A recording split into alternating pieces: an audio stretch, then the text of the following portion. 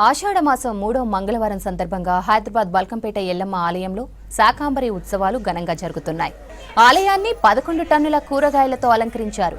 అమ్మవారి దర్శనం కోసం భారీగా భక్తులు తరలివచ్చారు. మరిన్ని డీటెయిల్స్ కల్పన అందిస్తారు. ఆషాఢ మాసం వచ్చిందంటే చాలు బల్కంపేట ఎల్లమ్మ తల్లి ఆలయంలో అంగరంగ వైభవంగా మొదటి మంగళవారం అమ్మవారి కళ్యాణం జరుగుతూ ఉంటుంది. ఇక మూడో మంగళవారం వచ్చేసరికి కూడా అమ్మవారు శాకాంబరి దేవిగా కూడా మనకు అలంకరిస్తూ ఉంటుంది. ప్రజెంట్ నేను బల్కంపేట ఎల్లమ్మ తల్లి ఆలయంలో ఉన్నాను. ఒక్కసారి కూడా మన ఆలయ ప్రాంగణం అంతా కూడా చూసుకోవచ్చు. దాదాపు శాకాంబరి ఉత్సవాలు జరుగుతూ ఉన్నాయి. ఈ రోజు మూడో మంగళవారం ఆషాఢ మాసం. ముఖ్యంగా చూసుకున్నట్టయితే ప్రతి ఒక్క కూరగాయలు మనం ముఖ్యంగా ఈ కూరగాయలన్నీ కూడా వంటల్లో వాడుతాము.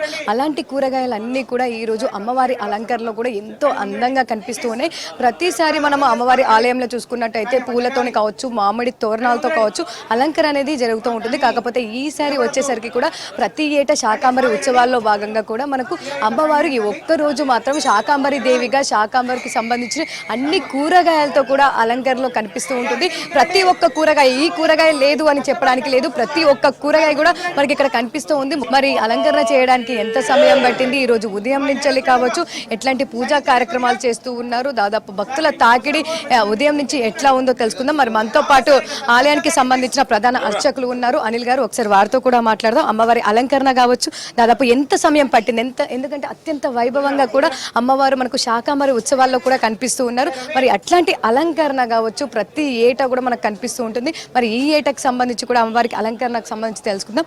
అనిల్ గారు చెప్పండి, ప్రతి ఏటా అమ్మవారి శాకాంబరి ఉత్సవాలు ఎంతో వైభవంగా జరుగుతూ ఉంటుంది. అదే విధంగా ఈ సంవత్సరం గాను ఎట్లా జరుగుతూ ఉన్నాయి, ఉదయం నుంచి ఎలాంటి పూజలు చేశారు, అమ్మవారి అలంకరణ కావచ్చు ఎంత సమయం పట్టింది?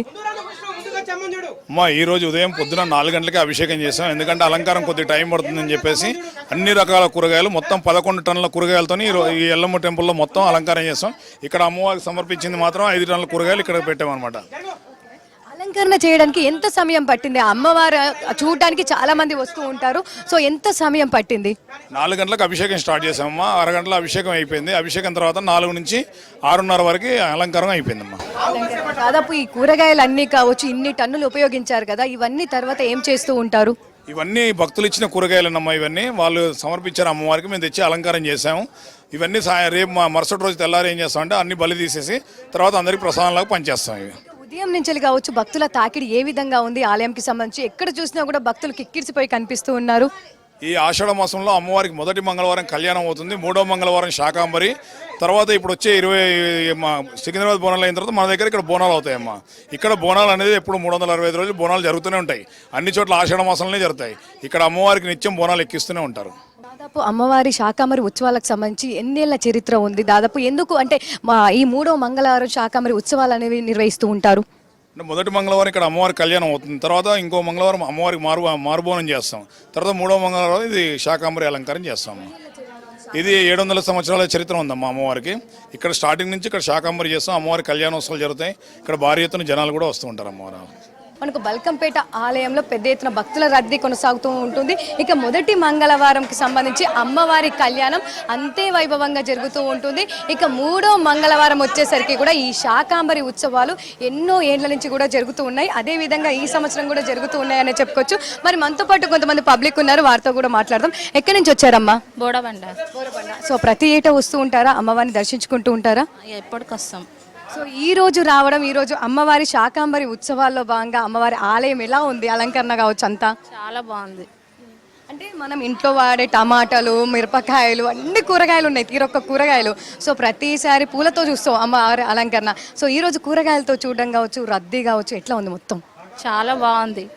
అంటే ఇదే మొదటిసారా శాకాంబరి ఉత్సవాలకు రావడం? ఇంతకుముందు వచ్చారా? ఎప్పటికి వస్తాం, ప్రతి సంవత్సరం వస్తూనే ఉంటాం. అమ్మ మీ పేరు? ఎక్కడి నుంచి వచ్చారు పెద్దమ్మ? బోయినపల్లి. సో శాకాంబరి ఉత్సవాలకు ఇదే మొదటిసారా, ఇంతకుముందు వచ్చారా? వచ్చినాం ఇంతకుముందు. కూరగాయలతో అలంకరణ ఎట్లా ఉంది అమ్మవారిని? బాగుంది. ఎక్కడి నుంచి వచ్చారు మీరు? ఉప్పల్ బీరప్పగడ్డ. వస్తూ ఉంటారా అమ్మవారి ఆలయంకి? వస్తుంటాం. సో ఈ రోజు రావడం కావచ్చు, అమ్మవారి అలంకరణ కావచ్చు, ఎలా ఉంది? మంచిగా ఉంది, బాగుంది. సో ప్రతి ఒక్క కూరగాయలు ఉన్నాయి. సో ఎట్లా ఉంది రద్దీ కూడా? ఎట్లా ఉంది ఇక్కడ? బాగుంది రద్దీ కూడా. బాగుంది, రద్దీ కూడా బాగుంది. అమ్మవారి దర్శనం మంచిగా అయింది. అలంకరణ ఎట్లా ఉంది కూరగాయలతో? అన్ని కూరగాయలతో బాగుంది. శాకాంబరి ఉత్సవాలు పోయిన సంవత్సరం వచ్చారా అంటే వేరే ఇంతకుముందు వచ్చారా? వచ్చాం అప్పటికిప్పటి బాగుంది. సో చూస్తూ ఉండగా ప్రతి ఒక్కరైతే వచ్చి అమ్మవారికి సంబంధించి అలంకరణ బాగుందని చెప్తూ ఉన్నారు. అదే విధంగా ఓవరాల్గా చూసుకున్నట్టయితే మనకు శాకాంబరి ఉత్సవాలు అయితే ఘనంగా జరుగుతున్నాయని చెప్పుకోవచ్చు. పెద్ద ఎత్తున భక్తులంతా వచ్చి అమ్మవారిని దర్శించుకుంటూ ఉన్నారు. ఇక ఏవైతే కూరగాయలతో అలంకరణ చేశారో 11 టన్నుల కూరగాయలు మరుసటి రోజు ఈ రోజంతా కూడా మనకు పూజా కార్యక్రమాలు ఉంటాయి.